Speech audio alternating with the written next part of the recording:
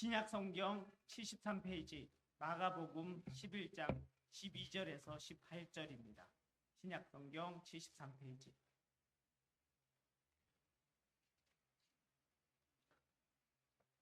마가복음 11장 12절. 이튿날 그들이 베다니에서 나왔을 때 예수께서 시장하신지라. 멀리서 잎사귀 있는 한 무화과 나무를 보시고 혹 그 나무에 무엇이 있을까 하여 가셨더니 가서 보신즉 잎사귀 외에 아무것도 없더라. 이는 무화과의 때가 아닙니다. 예수께서 나무에게 말씀하여 이르시되 이제부터 영원토록 사람이 내게서 열매를 따먹지 못하리라 하시니 제자들이 이를 듣더라. 그들이 예루살렘에 들어가니라. 예수께서 성전에 들어가사 성전 안에서 매매하는 자들을 내쫓으시며 돈 바꾸는 자들의 상과 비둘기 파는 자들의 의자를 둘러엎으시며 아무나 물건을 가지고 성전 안으로 지나다님을 허락하지 아니하시고 이에 가르쳐 이르시되 기록된 바 내 집은 만민의 기도하는 집이라 칭함을 받았으리라 하거제 너희는 강도의 소굴을 만들었도다 하시매 다 같이 대제사장들과 서기관들이 듣고 예수를 어떻게 죽일까 하고 꾀하니 이는 무리가 다 그의 교훈을 놀랍게 여김으로 그를 두려워함일러라. 아멘. 시간 목사님 말라버린 무화과 나무라는 제목으로 말씀을 전해주십니다. 우리 옆에 분들하고 인사 나누겠습니다. 더운데 어떻게 잘 지내셨습니까?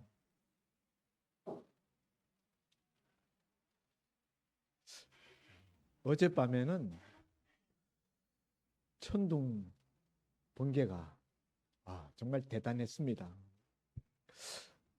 아침에 왔더니 우리 양광숙 군사가 자기 태어나서 머리 털라고 이렇게 천둥 번개가 심하게 치는 건 처음 겪었다고 그런 이야기를 하는데 저도 그런 것 같아요. 정말 어젯밤처럼 그렇게 천둥 번개가 심한 날이 있었을까? 그때 여러분 무슨 생각했습니까?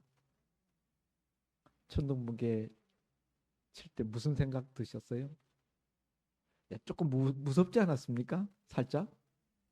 예.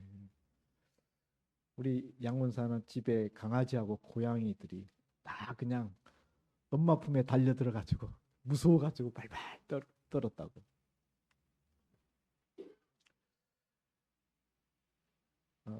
그 우르르 쾅쾅하는 그 이제 천둥 소리, 뭐가 그냥 옆에 폭탄이 떨어지는 것처럼 자결을 하는데 이제 그 소리가 끊어지고 난 다음에도 보니까 바깥 이렇게 하늘을 쳐다보니까 하늘에서는 계속 번개가 계속 그냥 번쩍번쩍하고 그 번쩍이는 빛에 의해서 멀리 떨어져 있는 이제 우리 아파트 단지에도 그때마다 번개불이 번쩍할 때마다 화나더라고요. 그러니까 멀리 있으니까 멀리 벼락이 떨어지니까 여기 우리 있는 지역까지는 그 소리가 들리질 않아요. 그런데도 불구하고 그 빛은 비춰오더라고요. 저는 그런 모습을 바라보면서 예수님 오실 재림하실 때 광경을 생각하게 되었습니다.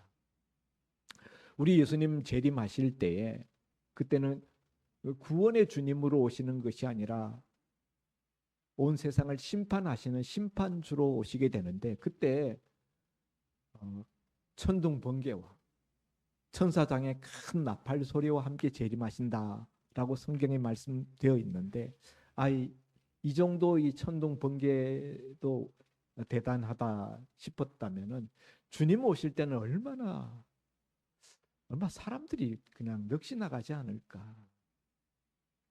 자연 현상이 점점 극심해지는 경향이 있습니다.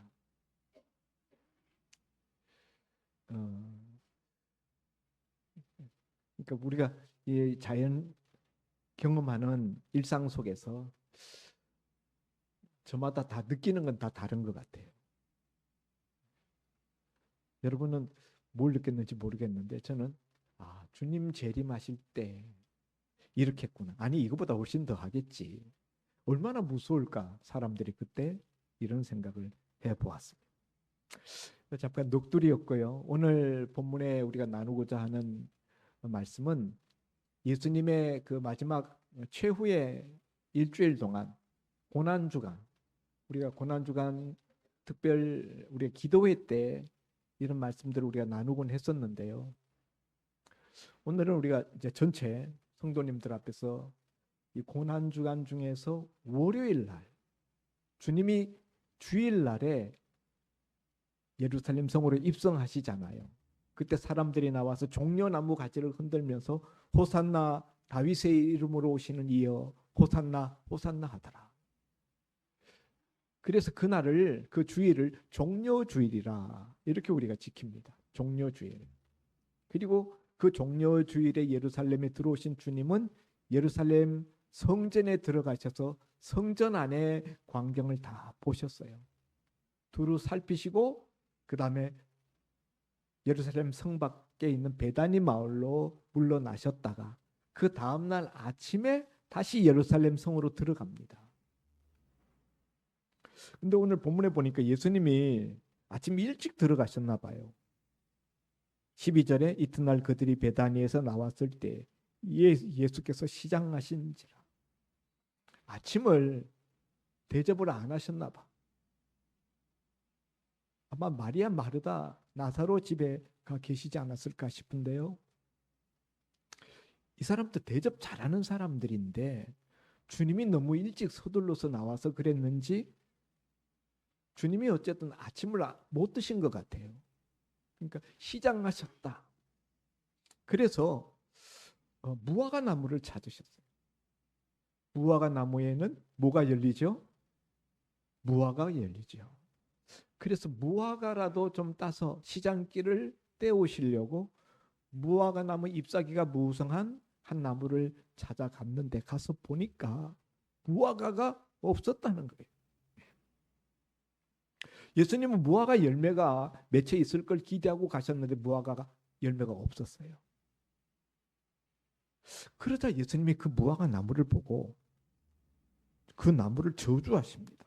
14절에 이제부터 영원토록 사람이 내게서 열매를 따먹지 못하리라. 이렇게 예수님이 무화과 나무를 향하여 저주하십니다. 그랬더니 20절에 그 다음 날 주님이 제자들이 다시 그 무화과 나무 곁을 지나게 되었을 때에 보니까 그 무화과 나무가 뿌리채 말라 있었다. 주님이 말씀하신 그 저주의 말씀이 응하여서 무화과 나무가 뿌리까지 바싹 말라 죽어버렸다.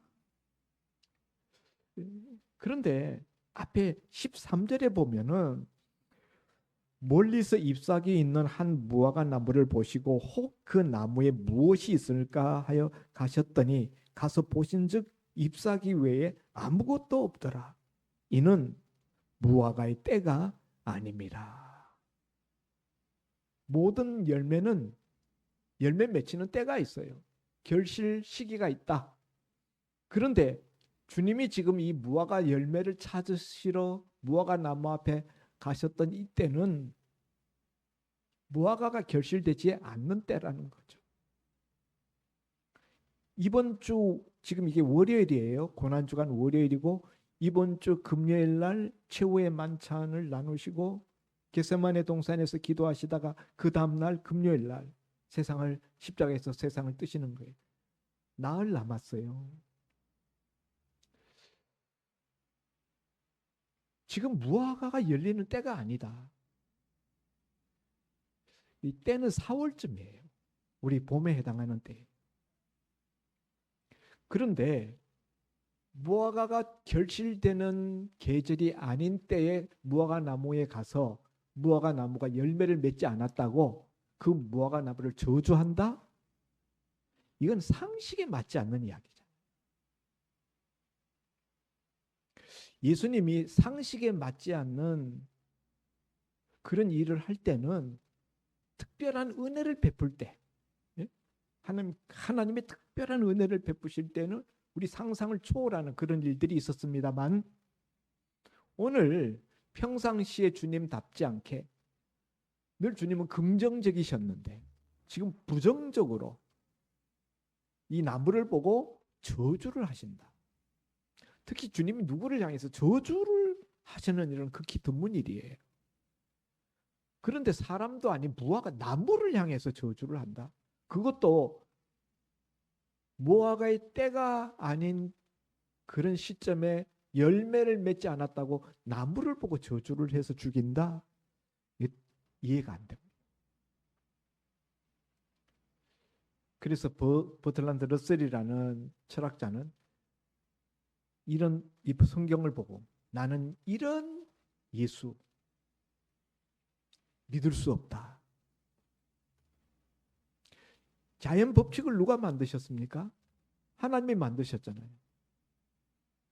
그런데 아직 열매 맺힐 때가 아닌 시점에 가서 열매를 맺지 않고 있는 나무라고 그 나무를 저주해서 죽인다. 여러분은 어떻게 생각되십니까? 예수님의 이 행동이 어떻게 생각되십니까? 예수님은 불의한 일을 행하시는 분이 아니시오.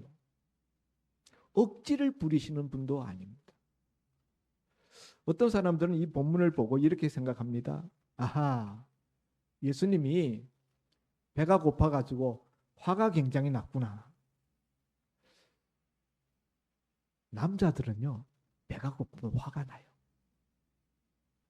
아내가 밥때가 됐는데 밥을 안 차려주고 민기작민기작거리면은 밥 좀 빨리 차려달라고 독촉하는데도 계속 늦어진다. 그럼 막 화가 올라와요. 우리 주님이 지금 시장기에 지금 화가 나신 겁니까? 나무를 보고 성질을 부리시게? 얼핏 생각하면은 그런 것 같아 보입니다. 그러나 우리 예수님이 그러실 분이 아니잖아요. 자, 그러면은 주님은 이번 나흘 뒤에 십자가에 자신이 못 박혀 죽으실 것을 아시고 이미 제자들에게 계속 자신이 십자가에 죽는다고 예언을 해 오셨습니다. 그것까지 다 내다보고 계시는 주님, 사람의 마음속의 생각까지 다 읽으시는 주님, 어저께 예루살렘 입성할 때 어디 가면은 그 집 앞에 나귀 새끼 2마리 매여 있는 것을 볼 터이니 그 끌어오라. 주인이 뭐라고 그러면은 주께서 쓰시겠다 하라. 그래가지고 그 나귀를 끌어다가 그 나귀 새끼를 타고 입성하셨잖아요. 그런 것까지 다 내다보시고 다 아시는 주님이, 아니 때가 아닌 시점에 무화과 나무에 무화과 열매가 맺혀 있지 않다는 것을 모르실까요? 그거 아이들도 다 알만한 사람인데 어느 나무에 무화과가 있는지 없는지 주님이 모르실까요? 다 아시죠. 그런데 왜 거기 가서 괜히 무화과 열매 없다고 성질 부리시고 저주하시고 하시느냐? 이거는 예수님이 의도하신, 기획하신 사건이다. 예수님이 이걸 통해서 뭔가 말씀하시려고 주님이 일부러 연출하신 것이다 라고 우리가 이해해야 한다는 것입니다. 오늘 이 본문은 2가지 내용으로 되어 있습니다. 이렇게 예수님이 무화과 나무 찾아가서 열매를 찾다가 열매 없다고 나무를 저주하시는 거 하나 앞에 나오고, 그 다음에 예루살렘 성 안에 들어가서 성전에서 그 장사하는 장사치들, 강도 도적의 소굴이 되어 있는 성전의 모습을 보시고 예수님이 분노하시면서 내 아버지의 집은 만인의 기도하는 집이라 일컬음을 받으리라 하였거늘 너희가 강도의 소굴을 만들었도다. 주님이 그러면서 성전을 청소하시는, 이른바 성전 곽청, 성전 완전 다 뒤집어 엎으시고 장사치들 다 쫓아내시고, 그랬더니 그 소식을 들은 대제사장과 서기관들이 예수 저놈 저거 잡아 죽여야 되겠다. 저 가만 놔뒀다간 우리 밥그릇에 큰 손해가 나겠다. 이런 결정을 하기에 이르지 않습니까? 이 두 가지 사건이 시간적으로 이어져 나오는데 내용적으로도 관계가 있다는 거예요. 제가 이 두 사건을 함께 읽은 이유가 여기에 있는 것입니다. 한 묶음으로 우리가 봐야 된다. 예수님은 이 뒤의 이야기를 하시기 위해서 앞에 무화과나무 사건을 예수님이 연출하신 것이다. 의도적으로 기획하신 사건이다. 자, 그러면은 무화과의 때가 아닌데 예수님이 열매를 찾으러 가셨다. 이걸 우리가 어떻게 이해해야 하느냐? 이걸 우리가 이해하려면 무화과 나무의 생태, 이스라엘 지역의 무화과 나무의 그 생태에 대해서 우리가 알아야 합니다. 무화과 나무는 약 4월쯤 되면은 열매를 맺기 시작하는데 그 당시에 맺는 그 열매는 애벌 열매로서 작고 찌질해요. 찌질이로 크기가 작고 당도가 떨어집니다. 맛도 그렇게 일반 무화과처럼 그렇게 좋지 않습니다. 찌질이 무화과가 맺히는데 그 찌질이 무화과를 그 초벌 무화과를 따 주어야만 그 다음에 제대로 된 무화과가 맺히기 시작하는 거예요.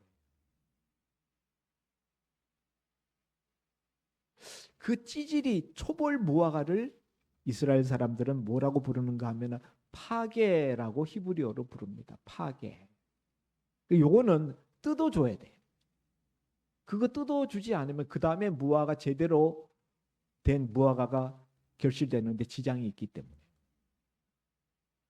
그러면은 그거 따주면은 그 다음에 이제 6월쯤부터 본격적인 무화과가 달리기 시작합니다.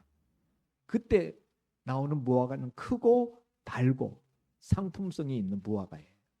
그 무화과를 히브리 사람들은, 이스라엘 사람들은 자기네 말로 뭐라고 부르는가 하면은 테나, 히브리어로 테나라고 부릅니다. 그래서 성경에 나오는 무화과 이 표현에는 파게가 있고 테나가 있다. 파게는 초벌, 찌질이 무화과다. 상품성이 없다.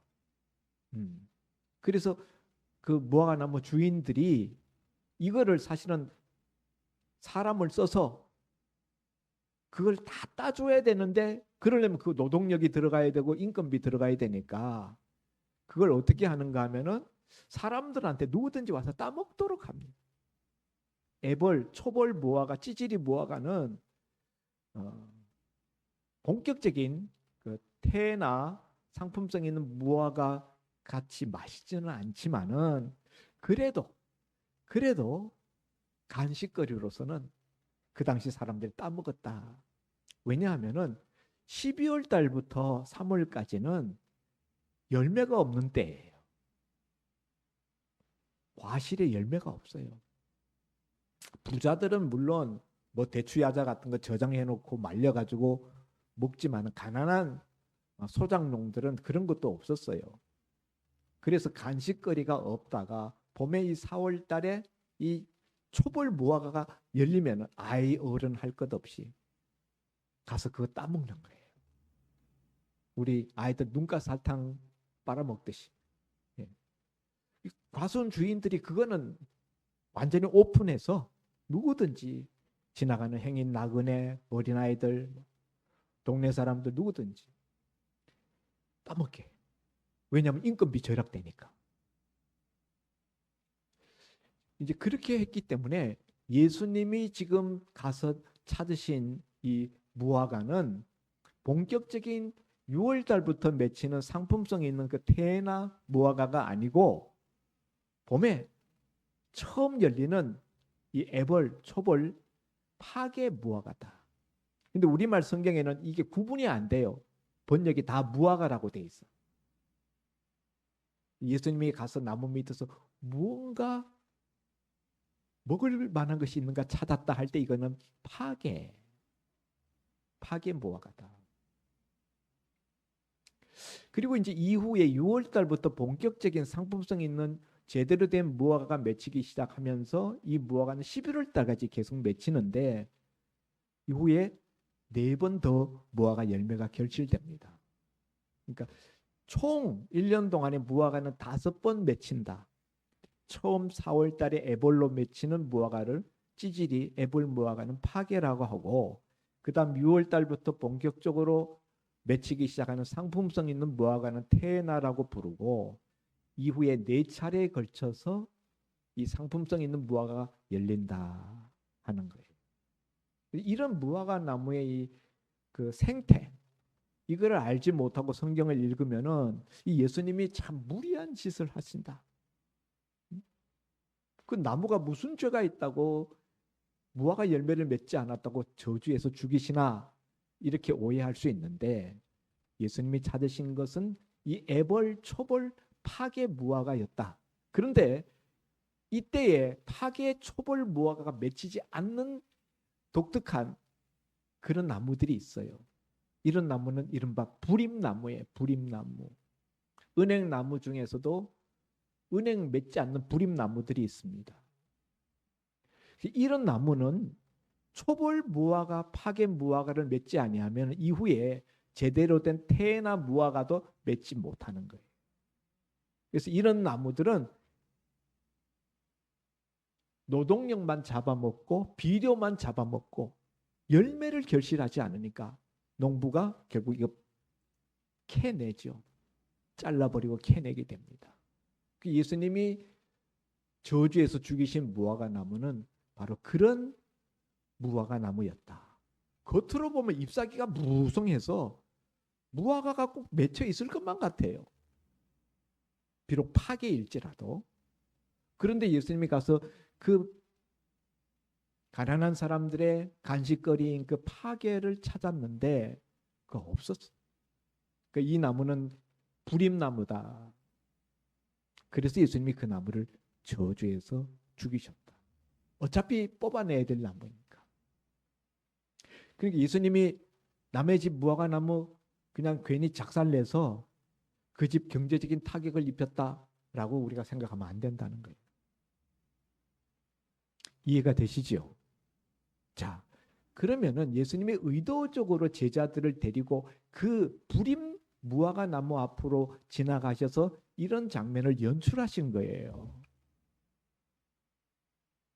그 나무가 그런 나무인 것을 주님이 몰라서 그런 것이 아니고 알고 가신 거예요. 알고 의도적으로 그 나무를 딱 찾아가서 그런 행동을 보여주셨다. 왜? 그 다음의 사건과 관계가 있기 때문에. 그 다음의 사건은 성전에 들어가셔서 성전을 뒤엎으시는 장면이에요. 예루살렘 성전은 하나님 앞에 제사 드리고 이스라엘 백성들이 하나님과 영적 관계, 영적 교제를 회복하는, 하나님 앞에 기도하는 장인데, 그 당시에 예수님이 성전에 들어가셔서 보셨을 때, 전날 성전에 들어가셔서 다 둘러보셨다고 그랬죠? 보시니까 이거는 완전 장사치들의 장사 소굴이 되었다. 특별히 대제사장과 그 성전 제사장들과 그리고 그들과 결탁되어 있는 성전 안에서 장사하는 상인들, 이 사람들이 삼각관계로 결탁을 해가지고 이 상인들에게 자기들의 어떤 독특한 이권을 나누어주고, 그 상인들은 거기서 폭리를 취하고, 폭리를 취해서는 제사장들과 대제사장의 그걸 상납을 하고, 이런 구조였다는 것이죠. 원래 예루살렘 성전에 올 때 양을, 또 염소나 또 뭐 소나 또 작은 경우에는 비둘기나 이런 걸 가지고 와서 하나님 앞에 제사를 드렸는데, 제사 드리기 전에 검수 과정이 있습니다. 하나님 앞에 제물로 바쳐지는 짐승은 흠이 있으면 안 돼요. 뭐 상처가 있다든가 뭐 그 병신이라든가 뭐 이런 그 짐승은 안 된 제물로 하나님 앞에 드려질 수가 없어요. 그래서 심사를 하는데 그 심사 맡은 사람들이 백성들이 끌고 오는 그 양이나 염소를 뭐 사소한 거 가지고 흠을 잡아가지고 부당하다, 성전 제물로 드리기 합당치 않다, 불합격 판정을 내리는 거예요. 그러면 어떻게 합니까? 합격 판정 맞은 그런 제물 짐승들을 돈을 주고 사야 돼. 그 성전 한쪽에 보면은 그 제물 파는 마당이 있어요. 짐승 우리가 있어요. 거기에 가서 돈을 주고 제사장들의 합격 판정을 받은 짐승을 사야 돼. 근데 이 짐승이나 이 짐승이 가져온 짐승이나 똑같아. 내용을 보면. 그러니까 이 사람들한테, 백성들한테 불합격 판정 내려놓고, 그리고 자기는 그 헐값에 사가지고 이쪽 우리에도 옮겨놓고, 그 다음에 사람들한테 고가의 돈으로 이걸 다시 매매하는 거예요. 이렇게 해서 거기에서 남긴 그 이윤을 가지고 제사장들과 그 성전 대제사장에게 그 상납을 해요.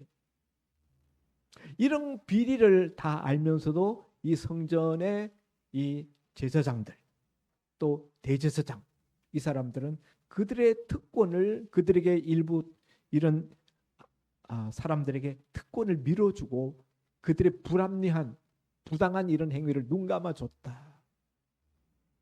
이것이 그 당시 관례예요. 예수님은 그런 모습을 보고 이거 뭐야, 이거 다 썩어 빠진 장사꾼 소홀이 되었도다. 그래서 그 장사하는 사람들 창을 막 뒤집어 엎으시고 의자를 그냥 발로 차버리시고 노끈으로 채찍을 만들어 가지고 막 다 쫓아냈어요.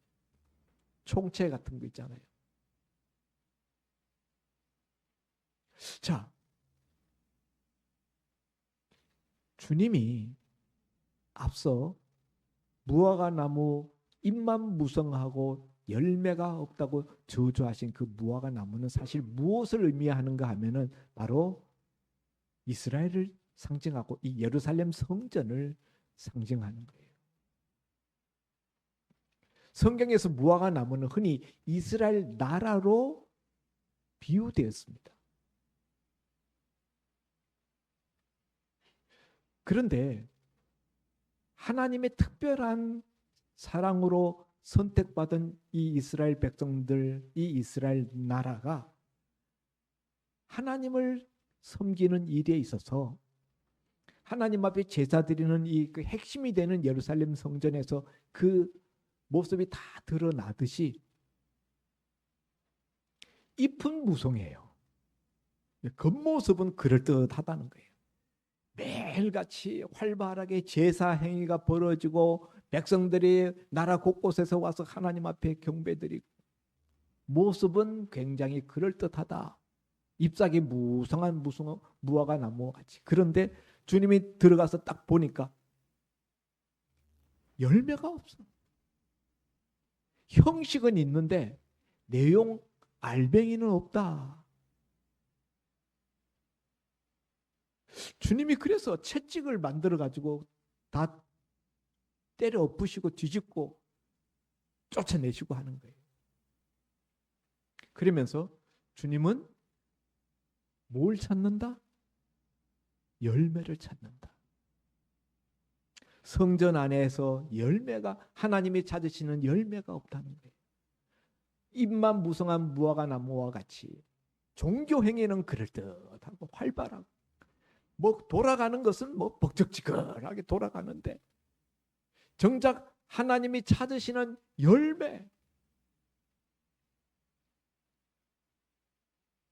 하나님이 기대하시고 하나님이 내시기를 원하는 그 열매는 없다는 거예요. 그래서 무화과 나무를 저주하여 그 무화과 나무가 죽은 것 같이 성전이 무너져서 돌 위에 돌 하나도 남지 않고 완전히 폐허가 되고 이스라엘 나라가 멸망할 것을 주님이 이 무화과 나무 저주하신 사건으로 미리 예언하시는 거예요. 이스라엘 나라의 운명과 성전의 그 결국 마지막 모습이 어떠할 것인가를 이렇게 예고하시면서 그들에게 경고하시는 것입니다. 그래서 이 주님의 이 행위는 무화과나무 저주 사건은 1차적으로는 성전의 멸망과 이스라엘의 멸망을 상징하는 예수님의 어떤 연출된 행위입니다. 그러나 이것은 이스라엘 예루살렘 성전과 이스라엘 나라에만 국한된 이야기는 아니라고 생각합니다. 물론 1차적으로는 그래요. 그러나 오늘 이 본문을 읽는 우리는 이미 예루살렘 성전도 이미 사라진 지 오래고 이스라엘 나라 멸망한 지도 이미 2000년 전, 2000년도 더 되는 옛날 이야기. 다 과거지사가 됐잖아요. 오늘 우리에게는 무슨 의미가 있느냐? 성경은 늘 그 사건이 그 당시 사람들에게 그 현장에 있었던 그 시대 사람들에게 주시는 메시지가 있는가 하면은 오고 올 후세 역사의 먼 후대의 사람들에게 주시는 교훈과 메시지가 또한 있는 거예요. 오늘 우리에게 주시는 메시지는 뭔가? 우리 신앙생활, 우리의 하나님 경배하는 예배 생활에 하나님이 찾으시는 열매가 있느냐? 하나님 지금도 우리의 종교생활, 우리의 예배하는 이 행위 속에서 뭘 찾으신다? 열매를 찾으신다. 무화과, 상품성 있는 태나 무화과와 같은 하나님의 기뻐 받으시는 열매를 찾으신다. 그 열매가 뭘까요? 예수님이 성전에 들어가서 보시려고 얻으려고 찾으신 것은 뭐냐면요. 본질이에요. 본질. 성전이 가지고 있어야 되는 본질. 성전은 누구든지 하나님 앞에 찾아 나와서 하나님과 관계를 맺는 곳입니다. 하나님을 예배하는 곳입니다. 하나님을 기쁘시게 해드리기 위해서 성전에 찾아오는 거예요. 그런데 하나님을 기쁘시게 하는 일에는 관심이 없고 뭐 속된 말이에요. 제사에는 관심이 없고 제밥에만 관심이 있다는 속담처럼 찾아오는 제사 드리는 백성들은 하나님 앞에 자기들이 감당해야 되는 어떤 의무 1년에 3번 하나님 앞에 나가서 보이라 한 그것을 땜빵하기 위해서 형식적으로 1년에 그것도 줄였어요. 자기네들이 랍비들이 줄여서 1년에 한 번 이상 성경에 원래는 3번인데 그렇게 줄여가지고 그것도 형식적으로 그리고 성전 제사장들과 성전 종교 귀족들 사두개인들과 대제사장 이런 사람들은 그 장사꾼들과 야합해가지고 자기네들의 호주머니를 불리는 일에만 관심을 쏟아. 본질이 사라진 성전.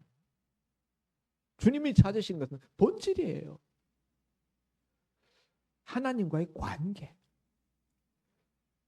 하나님과의 관계는 아무 관심이 없어요. 사랑하는 성도 여러분, 오늘날도 주님은 우리 가운데 오셔서 열매를 찾으십니다.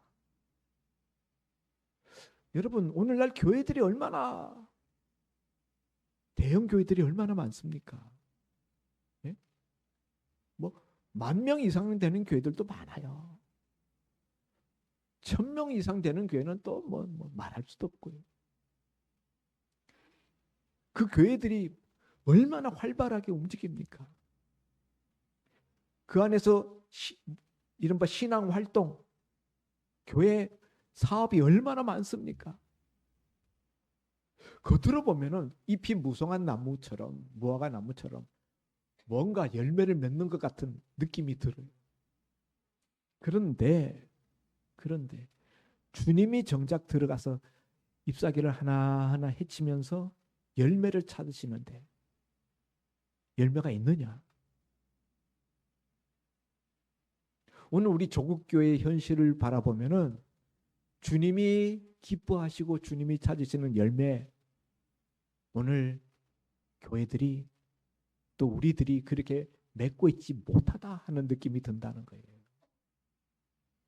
교회가 그런 열매를 맺고 있다면 세상 사람들이 교회를 손가락질하지 않을 것입니다.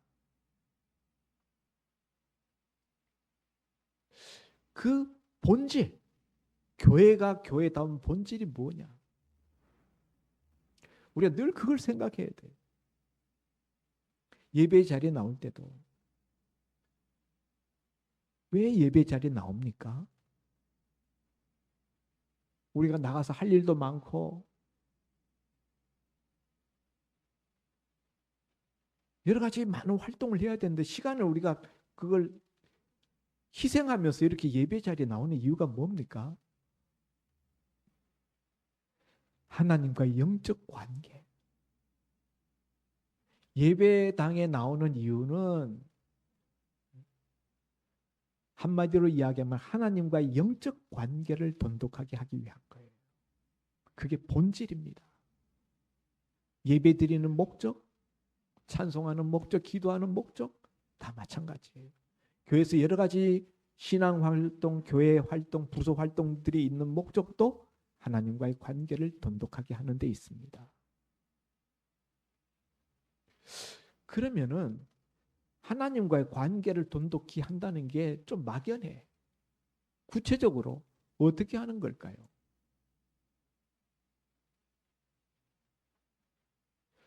하나님과의 관계를 돈독하게 한다는 것은 살면서 내가 어떻게 하면 하나님을 기쁘시게 해드릴까? 라는 중심을 가지고 사는 거예요. 여러분의 삶의 이 밑바닥에 마음 이 가장 기초석에 내가 어떻게 하면 하나님을 기쁘시게 해드릴 수 있을까? 그걸 늘 생각하면서 그걸 고민하면서 사는 것. 이게 제대로 된 열매 맺는 삶이 되는 거예요.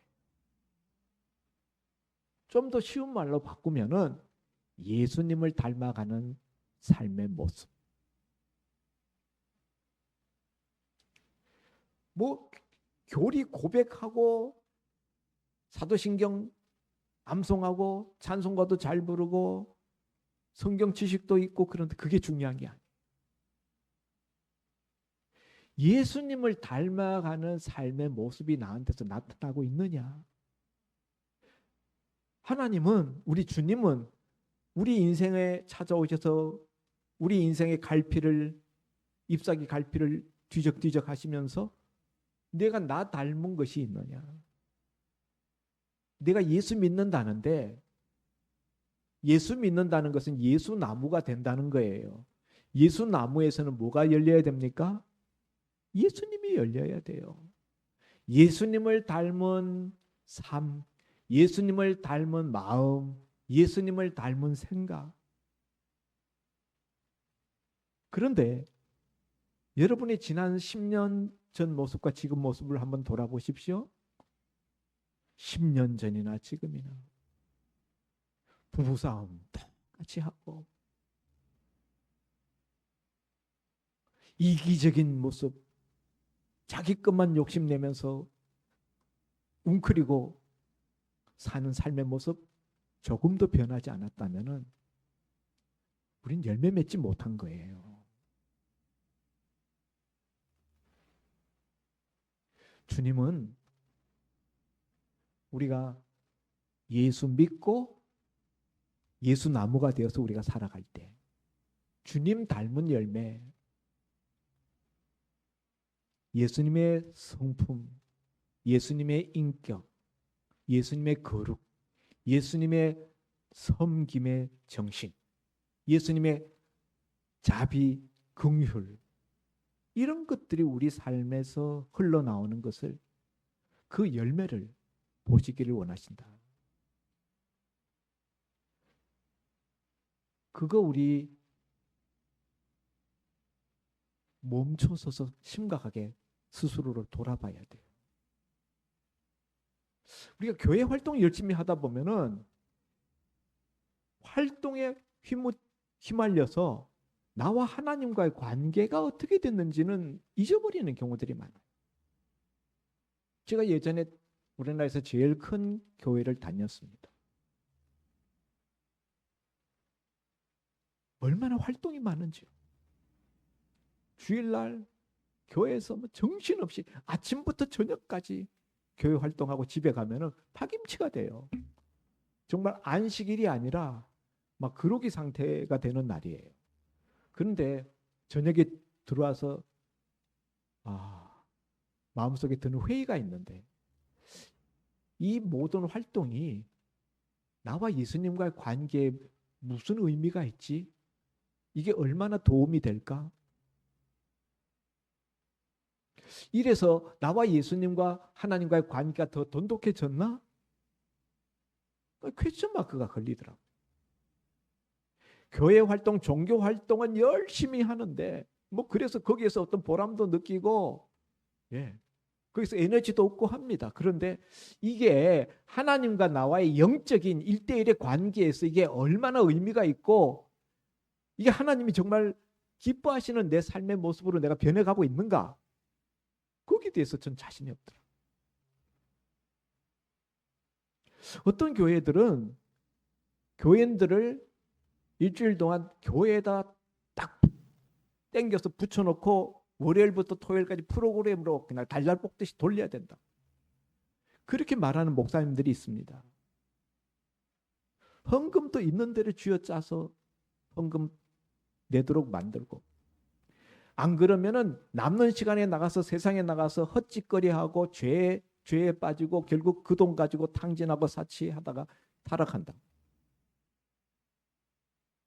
그래서 그렇게 못하도록 교회가 그렇게 해야 된대. 저는 아니라고 생각하거든요.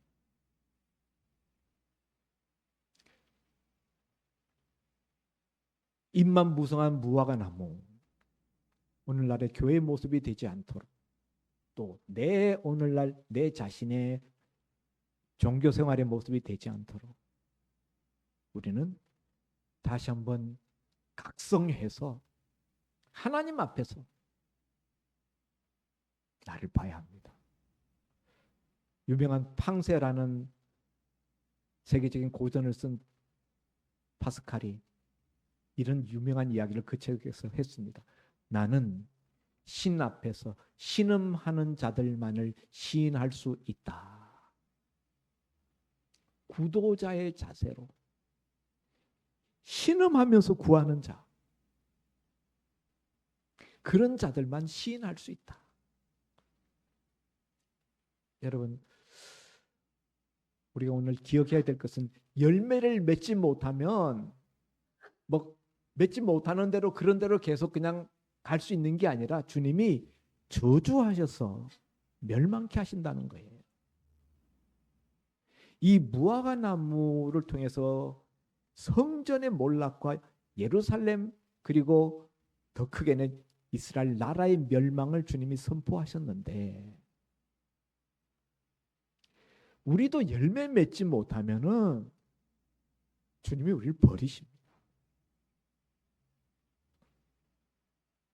하나님이 우리에게 은혜 주시는 이유는 열매를 맺으라. 농부가 비료 주고 물 주고 왜 그렇게 합니까? 열매를 기대하. 우리 교회 들어오는 입구에 모습이 좀 달라졌다는 거 아시는 분은 아실 거예요. 달리아를 제가 작년에 가서 뿌리를 10만 원치 사다가 쭉 심었어요. 근데 맨 앞에 들어오는 입구에 달리아 크게 자란 놈이 있었는데 힘은 좋아가지고 엄청나게 수세는 무성한데 꽃이 안 펴.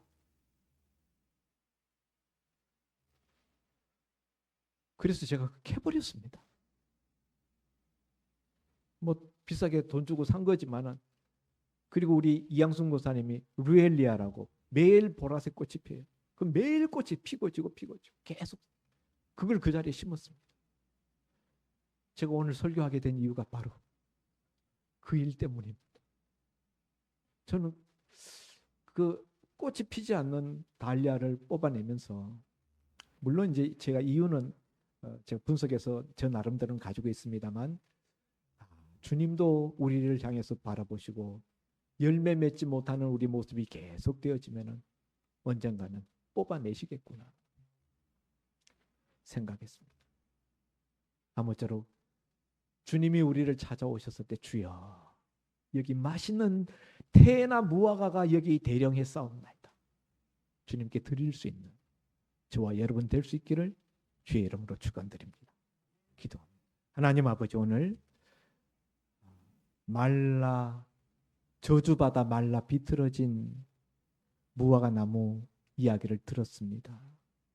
내 심령은 주님 앞에 어떤 모습인지, 하나님은 오늘 나를 보실 때 열매가 맺혔다고 하실려는지 열매가 없다고 하실려는지, 하나님 우리 자신을 돌아보게 하여 주옵시고 때를 따라 열매 맺는 저희들 되게 하여 주옵소서. 주님 앞에 설 때 열매를 내어 보이라고 주님 우리에게 말씀하실 때 우리가 자랑스럽게 내 보일 수 있는 열매 맺힌 열매를 가진 예수 나무가 되게 하여 주옵소서. 예수님 이름으로 기도하옵나이다. 아멘. 말씀 감사합니다. 찬송가 453장 들으면서 봉헌하겠습니다.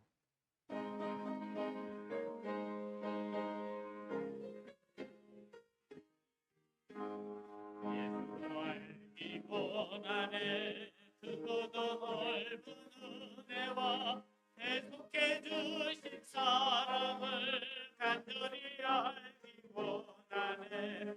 내 평생의 소원, 내 평생의 소원, 계속해 주신 사랑을 간절히 알기 원하네.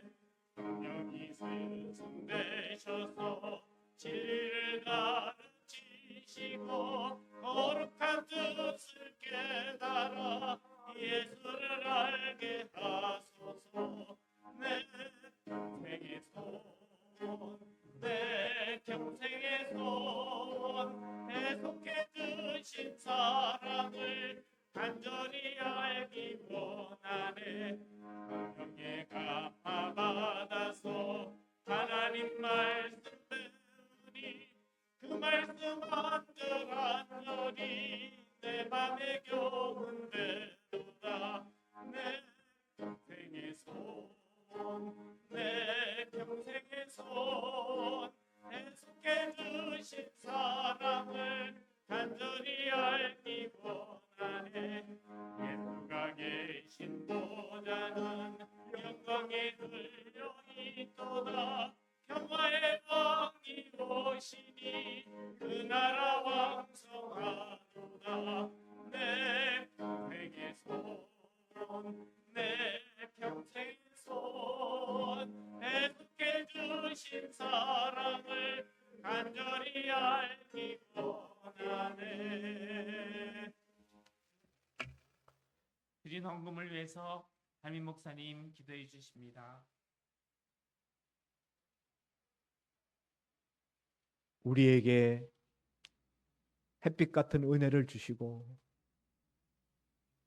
내리는 비와 같은 신령한 말씀을 주셔서 우리가 하나님 앞에 무화과 나무, 열매 맺는 무화과 나무로 자라가기를 기대하시는 주님, 받은 은혜 하나님 앞에 감사하여 오늘도 우리의 사랑을 물질에 담아 주님 앞에 표시했습니다. 이를 통하여 주님과 나와의 관계가 더 돈독해지기를 원합니다. 아버지 하나님, 열매를 기다리시는 주님 앞에 열매 맺는 심령들 다 되게 하시고 열매를 그냥 맺는 것이 아니라 많은 열매를 맺어 우리 주님을 기쁘시게, 우리 하나님 아버지를 기쁘시게 해드리는 종들 다 되게 하여 주옵소서. 이 드린 물질 하나님 나라 천국 곳간에 쌓아주시고 주의 하시고자 하는 일에 요긴하게 쓰임받게 하시고 드린 손길들 축나지 않도록 흔들어 넘치도록 주님 갚아 주옵소서. 감사하며 예수님 이름으로 기도하옵나이다. 아멘. 아멘. 교회 소식 시간입니다. 오늘 예배 후에도 여러분 여기 가시지 마시고 꼭 간식 드시고 가시기 바랍니다. 오늘은 이은혜 집사님, 이정삼 권사님 두 분께서 하신 홍삼포도가 제일 맛있어요. 홍삼포도하고 빵을 여러분들 위해서 준비하셨으니까 꼭 드시고 가시기 바랍니다. 돌아오는 20일 목요일 날 목사님께서 남양주에 있는 다산중앙교회 설교학교에 가십니다. 다른 방법이 없습니다. 다 같이 일어나셔서 518장 1장 부름에 윤진호 목사님 축도로 오늘 예배를 마칩니다.